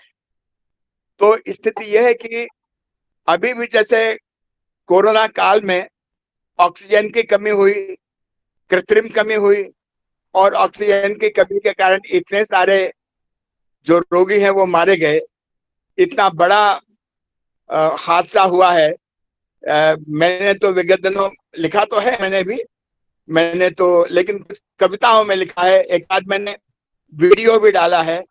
तो स्थितियां वास्तव में बड़ी दूभर रही हैं, और व्यवस्थाओं को सबको नकारते हुए इतनी सारी अव्यवस्थाएं हुई हैं और मौतें हुई हैं कि जिसकी आप कल्पना नहीं कर सकते।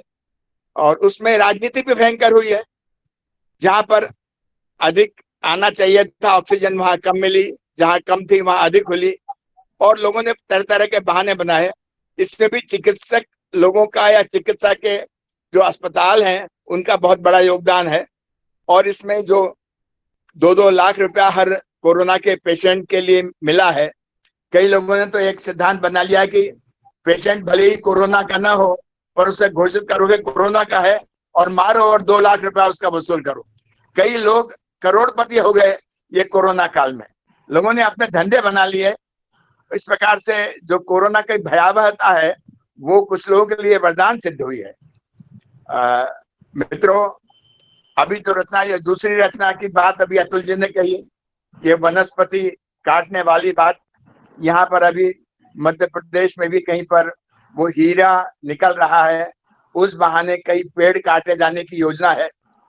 तो हमारी जो सरकारें हैं वो वास्तव में इतनी संवेदनहीन हैं कि उन्हें सामान्य व्यक्ति की चिंता नहीं है, और वे अपने अपने लाभ के लिए जो कुछ चाहती हैं वो करती हैं। सरकार वो किसी भी दल की हो, सब सरकारें एक समाना वाली स्थिति है कि उनकी मानसिकता वही है कि किसी प्रकार से भी लोग शांत रहें, हमारी काम चलते रहें, भले ही अव्यवस्थाएं फैले, लोगों की जाने जाए, उससे कोई फर्क नहीं पड़ता, लेकिन वो अपना जो एजेंडा है वो बराबर चलाए रखती हैं।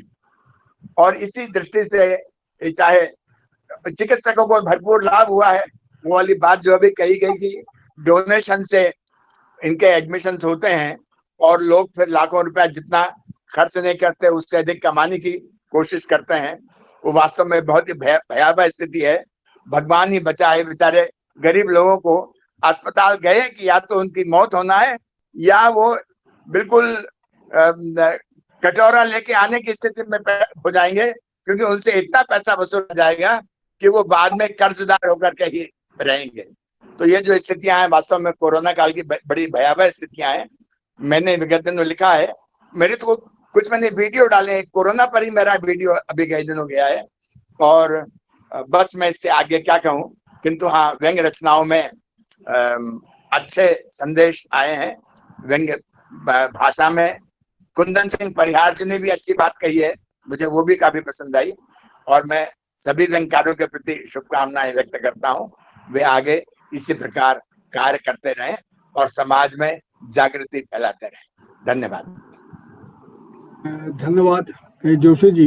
अभी आपने जवाहर चौधरी जी का नाम का उल्लेख किया, तो मैं बहुत सम्मान के साथ जवाहर चौधरी जी आज हमारी गोष्ठी में हैं, उनको आमंत्रित करता हूं कि इन रचनाओं पर और जो बात हुई है उन पर अपनी बात रखें।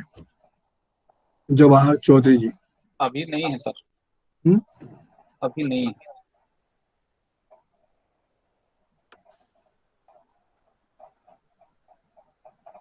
अभी नहीं है, चले गए। तो मैं वेद प्रकाश भारद्वाज जी हैं हमारे बीच में, मैं उनसे आग्रह करता हूं कि वो इन लक्षणों पर बातचीत करें। शायद वो भी अभी हाँ है। हाँ भाई साहब, जी। अभी आया हूँ मैं, तो एक्चुअली आज थोड़ा गड़बड़ हो गई, ध्यान रहा नहीं, वो सो गया मैं। अच्छा, हाँ, तो अभी उठा तो फिर अभी याद आया अचानक मेरे को, तो मैंने अभी चालू किया। तो आज गोष्ठी में सुन नहीं पाया, इसलिए अभी बोल तो कुछ पाऊंगा नहीं। ठीक है। धन्यवाद। मैं प्रदीप उपाध्याय जी हैं, मैं उनसे आग्रह करता हूं कि इन लक्षणों पर बातचीत करें। प्रदीप उपाध्याय जी।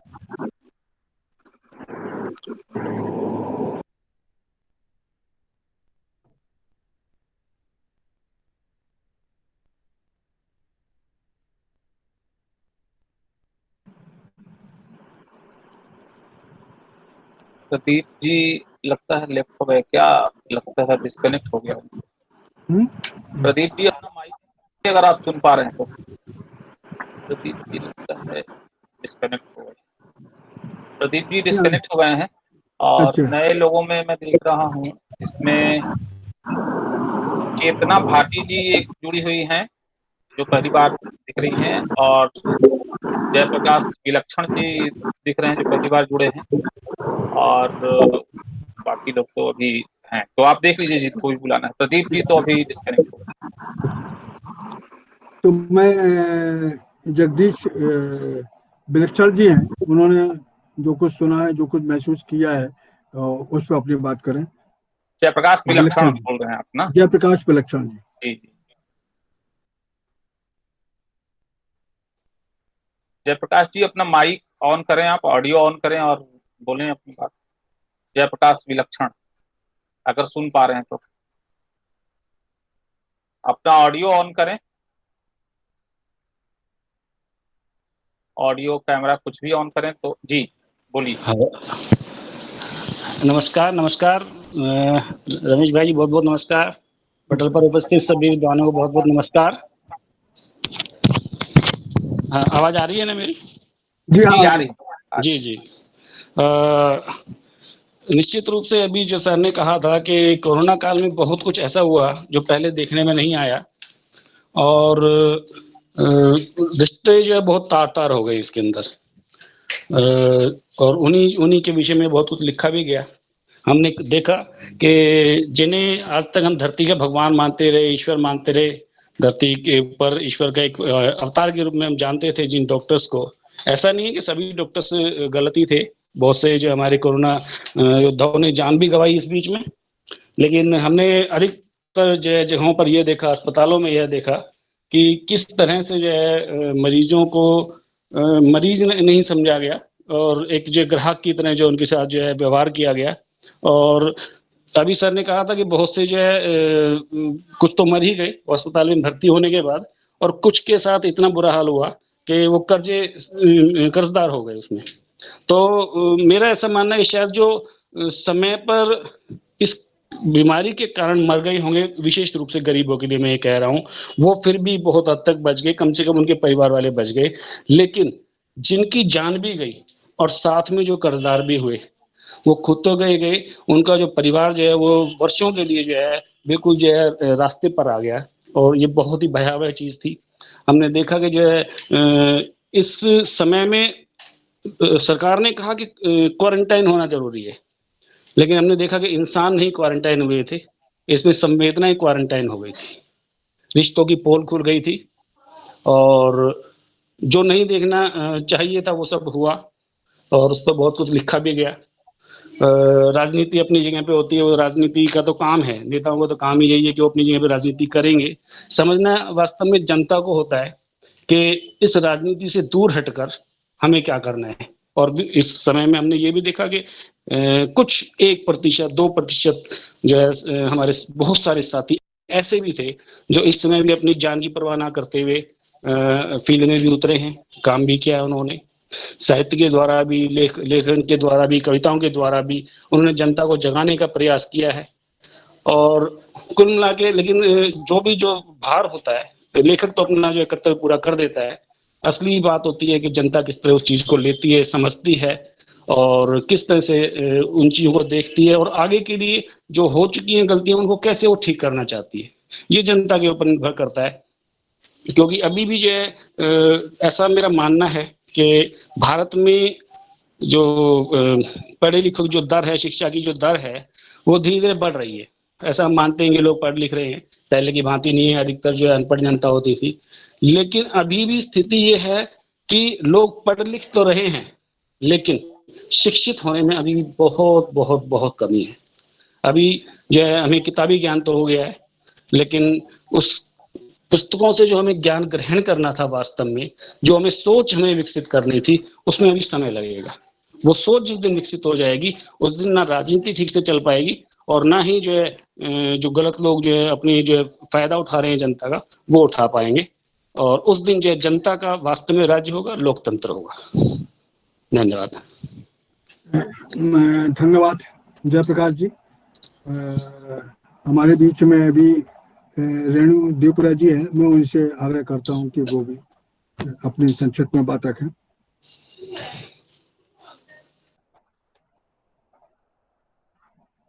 रेणु जी अपना माइक तो ऑन करिए। रेणु देवपुरा जी आवाज सुन पा रही तो अपना ऑडियो ऑन करिए।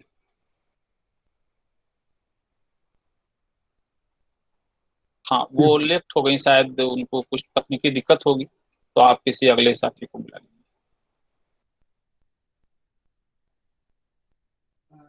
हमारे बीच में किशोर अग्रवाल जी हैं, मैं उनसे आग्रह करता हूं कि वो बात करें। किशोर अग्रवाल जी। सभी को मेरा नमस्कार। अरे हाँ जी जी हाँ, जी रेणु जी आगे। नमस्कार। किशोर जी इनके बाद, रेणु जी के बाद आप बोलिएगा। जी जी रेणु जी। सभी को नमस्कार। आज की जो व्यंग गोष्ठी थी, व्यंगधारा की गोष्ठी, ये हमेशा की तरह बहुत ही सीख देने वाली है, सीख देने वाली रही। और जो हमारे चारों वरिष्ठ समीक्षाकार थे जिन्होंने अपनी टिप्पणियां दी हैं, वो टिप्पणियां इतनी सारगर्भित हैं। एक एक रचना के ऊपर जो उन्होंने बहुत बारीकी से जो कहा है, जो बताया है, वो निसंदेह लिखने वालों को बहुत सारा उनके दिमाग में खाका बना देता है कि किन किन चीजों को हमें शामिल करना चाहिए व्यंग में और किन किन चीजों को हटा देना चाहिए। और सबसे इम्पोर्टेंट बात है कि अपने ही व्यंग को तो पढ़ना ही है बार बार, लेकिन दूसरे व्यंग को भी पढ़ना है, जिससे ये पता पड़े कि उनमें क्या क्या अच्छाइयाँ हैं, क्या क्या चीजें हैं अच्छी, और क्या क्या चीजें उसमें शामिल की जानी चाहिए। तो बहुत ही अच्छी आज की संगोष्ठी रही। मैं चारों हमारे समीक्षाकारों को, कुंदन जी साहब को, और जो हमारे व्यंगकार हैं हरीश साहब को, अतुल जी को, और दिलीप सर को भी, सभी को मैं बहुत बहुत आभार व्यक्त करना चाहूँगी। और आप सभी का भी बहुत बहुत आभार, सैनी साहब और तिवारी साहब, आपने मुझे बोलने का मौका दिया। धन्यवाद। धन्यवाद रेणु जी। अब मैं किशोर अग्रवाल जी से आग्रह करता हूँ कि वे अपनी बात रखें। और रमेश जी, सभी व्यंगकारों को मेरा अभिनंदन है। मैंने कल परसों ही अपनी टिप्पणी में लिखा कि ये जो ग्रुप है ये व्यंग की पाठशाला है। इसमें प्राचार्य भी हैं और कक्षा शिक्षक भी हैं और मॉनिटर भी हैं। बहुत अच्छा ग्रुप है। अभी 2 बैठक मैंने अटेंड की, पिछली बार की और आज की गोष्ठी में भी उपस्थित हूँ। जो आज के जिन लोगों ने अपनी टिप्पणियाँ वरिष्ठ व्यंग्यकारों ने प्रस्तुत की हैं, उससे व्यंग की समझ बढ़ने में मदद मिल रही है। हम ज़्यादातर जो लिखते हैं या पढ़ते हैं, व्यंग कैसे परिभाषित हो, कैसे व्यंग की उसमें व्याकरण का समावेश हो, जो पढ़ने में अच्छा लगे, जो समालोचना के लिए प्रस्तुत किया जा सके, ऐसा व्यंग लिख पाना नवसिखुओं के लिए कैसे संभव हो, इसके लिए ये गोष्ठी बहुत कुछ दे रही है। व्यंग रचनाएं जिन पे टिप्पणियां प्रस्तुत की गई, जिनको पढ़ा गया, उनमें किन बिंदुओं पे समीक्षकों का विशेष ध्यान गया, कौन सी जगह खराब थी, कौन सी जगह अच्छी थी। एक तरह से कपड़ा पसंद करने से लेके सिली हुई पोशाक की तुरपाई तक पकड़ने वाले लोगों की ये गोष्ठी है। तो व्यंग की नोक पलक समझने में बड़ी मददगार है। सभी अच्छे वरिष्ठ व्यंग्यकार इस मंच पे एकत्रित हैं और रचनाएं जो आज की प्रासंगिक संदर्भ में जो लिखी गई हैं वो बहुत अच्छी लगी कि एक विद्रूप विषय जो लोगों ने सिर्फ पैसे कमाने का जरिया बना करके जिस तरह से अस्पतालों में लूट मचाई, पर्यावरण को नष्ट करने के लिए जैसे पेड़ों का दोहन किया गया और पर्यावरण के ह्रास को देखा ही नहीं गया, इन विषयों को इस मंच पे समीक्षा के माध्यम से भी उठाया गया और व्यंग्यकारों ने तो खैर लिखा ही। तो ये भी समझ में आया कि व्यंग्य के द्वारा समाज का भला किस तरह से किया जा सकता है कि जो बिल्कुल ही समस्या से सरोकार नहीं रखते हैं, ऐसे लोगों के बीच व्यंग्य के माध्यम से कोई बात अगर पहुंचती है, किसी दरवाजे को खटखटाने में समर्थ होती है, तो ये व्यंग्य की सफलता है। केवल हास परिहास या व्यंजना व्यंग्य की इन विधाओं में आनंद और मनोरंजन ढूंढने की अपेक्षा यदि कोई बात किसी तक पहुंच जाए, किसी को उस विषय में परवाह होने लगे, ऐसी बातें आज के व्यंग में दिखी हैं कि शायद किसी को कुछ चेतना जागे, शायद कोई समाज में सुधार पैदा हो, तो व्यंग सार्थक होंगे। शैली बहुत अच्छी थी, बहुत बढ़िया लगी और मैं तो खैर ना तो समीक्षक के रूप में कुछ कह सकता हूँ, उसमें तो खाली एक श्रोता या पाठक के नज़रिए से कह पा रहा हूँ और हो सकता है कि इसमें रहते रहते थोड़ा बहुत सक्षम हो जाऊं, तब मेरी बात कुछ अच्छी होगी।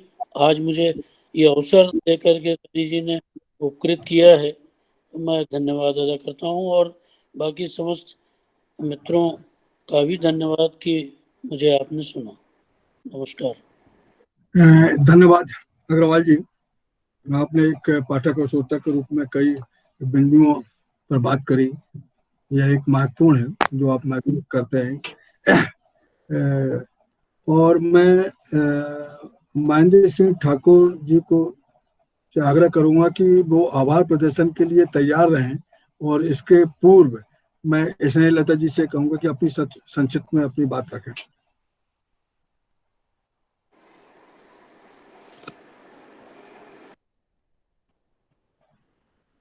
लता मैडम अपना माइक ऑन करिए, ऑडियो।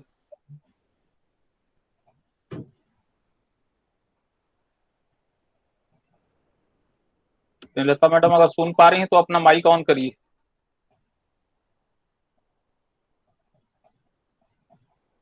शायद तो सुन नहीं पा रही। मैं अनूप शुक्ल जी से आग्रह करता हूं कि वो संक्षिप्त में अपनी बात रखें। हमारी आवाज सुनाई दे रही है सभी को? जी जी सभी को नमस्कार। और आज जोशी जी को और दूसरे नए साथियों को देख के बड़ा अच्छा लग रहा है। और जोशी जी हमारे व्यंग के वरिष्ठतम लेखकों में से हैं, दीवानार लिखते हैं और बड़ा सुकून का ये सुनील लाल जी तो वही है वरिष्ठ हमारे साथी जी। तो चारों रचनाओं पे आठ जो रचनाएं हैं उस पर चारों साथियों ने बहुत अच्छा तरह से बयान किए हैं कोरोना काल के में जो त्रासदियाँ हुई, मेडिकल की जो अवस्थाएं हुई, उनके बारे में अच्छी तरह से बयान किए लोगों ने, अच्छी तरह से विवेचना की और सभी का सुन के मुझे बड़ा अच्छा लगा। लेकिन मैं सभी को सुनते हुए सोच भी रहा था कि जब अभी आसन्न तीसरी लहर की बातचीत हो रही है, तो हम लोग लगता है फिर भगवान के, अगर मान लीजिए कभी ऐसा हुआ तो फिर से हमें लगता है कि हम लोग इन्हीं तरह की कहानियों के लिए अपने आप को तैयार कर रहे हैं, क्योंकि अपने आसपास मैं देखता हूँ कि पिछले समय से हम लोगों ने कुछ नहीं सीखा, न व्यवस्था बदली है, न चीज़ें बदली हैं, और अभी जो है पुरानी जो ऑक्सीजन की कमी है, इस पे आरोप प्रत्यारोप शुरू हो गए हैं। आगे कभी अगर दुर्भाग्य से, कुसंयोग से ऐसा कुछ होता है तो क्या होगा? ताना बाना हमारा ऐसा खराब हो गया है, तो लगता है कि हम लोग इन्हीं तरह की कहानियों के लिए विषप्त है सुनने के लिए और व्यवस्था देखने के लिए। बहरहाल जो अपने साथी लोग थे जिन लोगों ने रचनाएं लिखी, उन्होंने तो अच्छा लिखा ही लिखा, और उनके जो रचनाओं के विवेचना की सभी साथियों ने बहुत अच्छा विवेचन किया, सीखने को मिला, और मैं सभी को फिर से जो है धन्यवाद देता हूँ। और फिर से मैं ये, चूंकि ये जो 8 रचनाएं थी, जैसे कई हम लोग बातचीत कर चुके हैं कई बार, कि जिस दिन बात रचनाएं हो, जिन पे बातचीत हो, तो मेरे ख्याल से शायद वो गोपनीयता वाली बात आ जाती है कि किसकी रचना है, क्या है, उसके कारण शायद नहीं दे पा रहे हैं। लेकिन नाम छिपा के दी जा सकती है रचनाएं, ताकि बाकी लोग और बेहतर तरीके से उनको, उन रचनाओं से अपने आप को जोड़ सकें और अच्छी तरह समझ सकें, और शायद फिर और बेहतर तरीके से अपनी बात कह सकें। धन्यवाद। आपका माइक ऑफ है सैनी जी। धन्यवाद अनूप जी। अब मैं टीकाराम साहू जी से आग्रह करता हूँ कि वो संक्षिप्त में अपनी बात रखें, और फिर हम लोग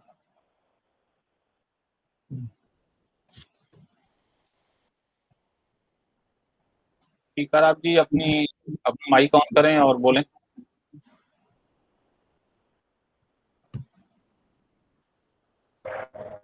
हाँ, नमस्कार सभी को। आज के जो 8 प्रस्तुत किए गए, इसमें से खास बात यह है कि 8 व्यंग जो है कोरोना और कोरोना का जो गतिविधियाँ या घटनाएं देखने को मिली, उस पर केंद्रित थी। यह इस बात का भी प्रमाण है कि हम अपने समाज समय के साथ किस तरह कदम से कदम मिलाकर कर रहे हैं, और लेखक व्यंगकार वही है जो अपने समय के साथ मुठभेड़ करे। ये एक खास बात इसमें देखने को मिलेगी। नहीं तो हम भविष्य की सोचते हुए सामने जो दिख रहा है उससे टकरा कर निकल जाए, तो वह लेखन किसी तरह से भी न्यायोचित नहीं ठहराया जा सकता। यह आज सिद्ध हुआ, और सभी हमारे आज के चारों प्रमुख वक्ताओं ने बड़ी बेबाकी से सभी रचनाओं की समीक्षा की, और यह भी बताया कि व्यंग का मूल स्वर क्या होना चाहिए, की बातों का ध्यान रखा जाना चाहिए। धन्यवाद। सैनी जी आपका माइक ऑफ। धन्यवाद साहू जी। अब मैं रमेश तिवारी जी से आग्रह कर रहा हूँ कि जो कुछ बात छूटी हो या जोड़ना हो, है तो बात करें। जी बहुत बहुत धन्यवाद। जो हम लोगों की सोच है और जो हम लोग ये मानकर जिन उद्देश्यों के लिए हमने ये आयोजन शुरू किया है, तो मुझे लगता है कि हम लोग बड़ी ही ईमानदारी और पारदर्शिता के साथ उस ओर बढ़ रहे हैं। और निरंतर हम लोग जब नए नए साथियों को जोड़ते हैं और का चयन करके और फिर उनके बाद उनको देते हैं, तो हमें लगता है, और कहीं ना कहीं हम लोग खुद सबसे पहले अपने आईने में अपनी सूरत देखते हैं कि कहीं हम गड़बड़ तो नहीं कर रहे हैं। और उस दृष्टि से मुझे इस बात का संतोष है कि हम लोग बिल्कुल ठीक दिशा की ओर अग्रसर हैं, और निरंतर जो उत्तरोत्तर सुधार देखना चाहिए, वो सुधार से हम लोगों को संतोष है। और बहुत सी जो अनावश्यक चीजें हैं उनसे हम लोग बचते भी हैं, और रचना पर बात हो, रचना के संदर्भ में बात हो, रचना को अलग अलग कोणों से देखने समझने की बात हो, उस दृष्टि से हम लोग इन सारे अपने जो हमारा ये कार्यक्रम चल रहा है उससे बड़ा अपने आप को संतोष है। और मुझे लगता है कि ये बहुत ही हम सही दिशा की ओर और एक जिम्मेदारी के साथ से आगे चल रहे हैं। आप सभी साथियों ने आज की रचना में जो भूमिका और जो अपनी बातें रखी, आदरणीय अतुल जी, हरीश कुमार सिंह जी, कुंदन सिंह परिहार जी और आदरणीय दिलीप तेतरवे जी, ये सभी वरिष्ठ साथियों ने जितनी बेबाकी से ये सारी बातें रखी हैं रचनाओं को, और इतने कम समय में रचनाओं को देने के बाद इतने विस्तार से, तो ये हम व्यंग्यधारा के सभी साथियों के लिए और व्यंग्य के जो भी शुभेच्छु हैं, शुभचिंतक हैं या व्यंग्य के सहयात्री हैं, उन सब के लिए बहुत ही उम्मीदों भरा आयोजन है। और हम निरंतर इन उम्मीदों पर खरा उतरते हुए अपने आप को अग्रसर रखें, यही हम लोगों की शुभकामना है, यही हमारा प्रयास है। बस इतना ही मुझे कहना है। बहुत बहुत धन्यवाद। धन्यवाद तिवारी जी। बीना सिंह जी, आप कुछ कहेंगे? बीना सिंह जी।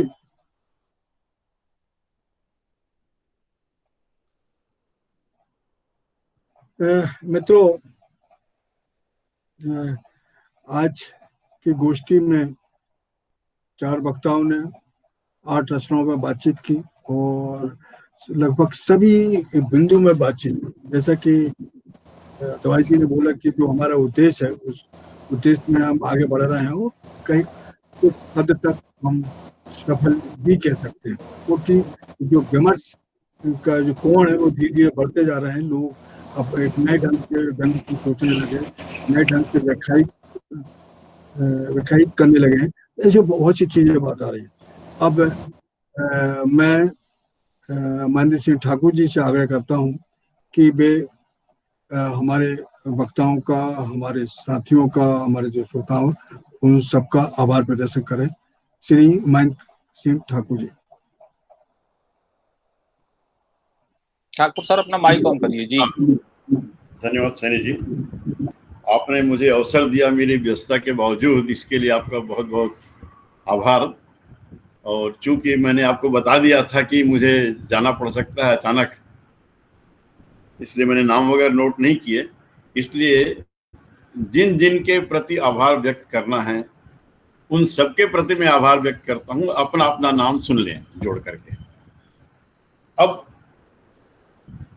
जो रचनाएं आज पढ़ी गई, सबसे पहले तो मैं जिनकी रचनाएं हैं उनके प्रति आभार व्यक्त करना चाहता हूं, क्योंकि उन्होंने एक अच्छी रचनाएं आज गोष्ठी के लिए दी।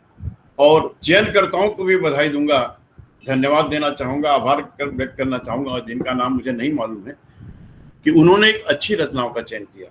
और आज की गोष्ठी बहुत सार्थक रही। अगर मैं जाता तो शायद बहुत कुछ मिस कर जाता, ये मैं महसूस कर रहा हूं आज की गोष्ठी में। जिन्होंने इन पर अपनी बातें की बड़ी ईमानदारी के साथ, अतुल चतुर्वेदी जी,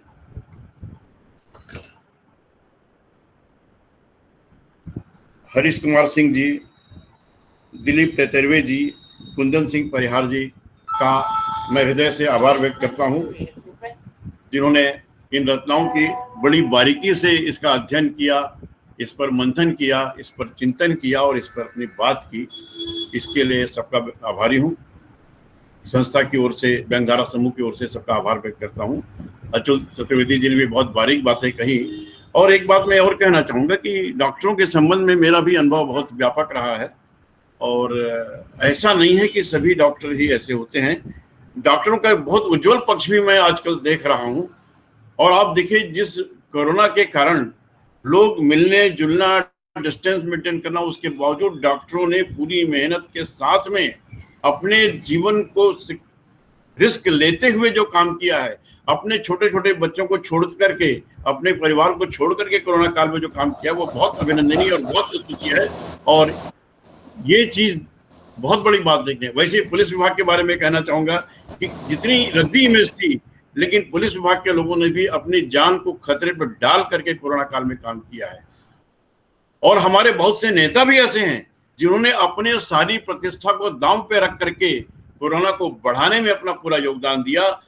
एक का नाम आपने सुना, ऑक्सीजन सिलेंडर रोक के बैठे थे 1100, जिसके कारण बहुत से लोग देश में मर गए ऑक्सीजन का अभाव में। तो ये सियासत भी खूब, जब मैं किसी का नाम व्यक्तिगत नहीं लेना चाहता, लेकिन एक सियासत भी बहुत भारी मात्रा में थी। तो मैं उनका भी आभार व्यक्त करना चाहता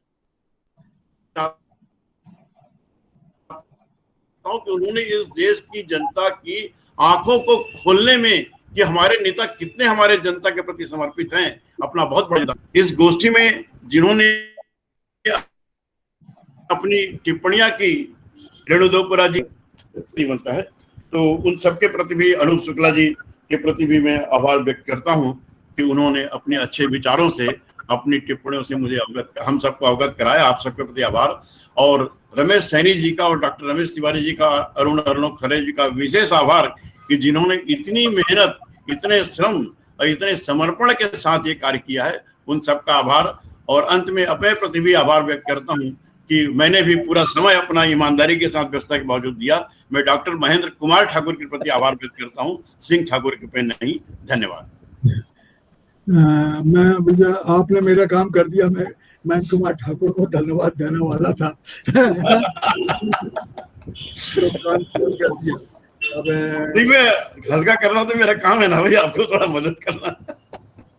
तो और अगर ये अशिष्टता हुई तो मैं क्षमा चाहूंगा ऐसा बोल करके। और लगभग आज की गोष्ठी में कई 37-38 लोग जुड़े हुए थे और सभी लोग थे। अनेक लोग पहली बार आए थे, जैसे अनुज खरे जी, हरीश कुमार सिंह जी और जगदीश विलक्षण जी, हरि जोशी जी भी हमारी एक अन्य गोष्ठी में आए हुए थे, किंतु इस गोष्ठी में पहली बार आए। ऐसे कई जो लोग पहली बार आए हैं। किशोर अग्रवाल जी की दूसरी तीसरी गोष्ठी हुई है।